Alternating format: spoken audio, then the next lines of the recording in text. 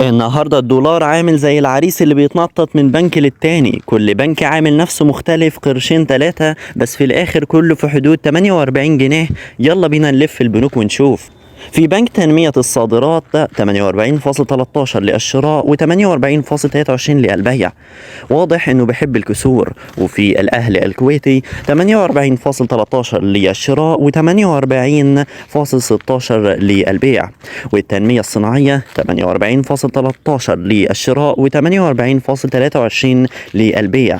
ومصرف ابو ظبي الاسلامي 48.13 للشراء و48.23 للبيع.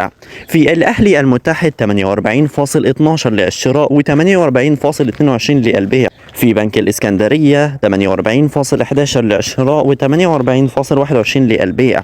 في بنك CIB 48.10 للشراء و48.20 للبيع.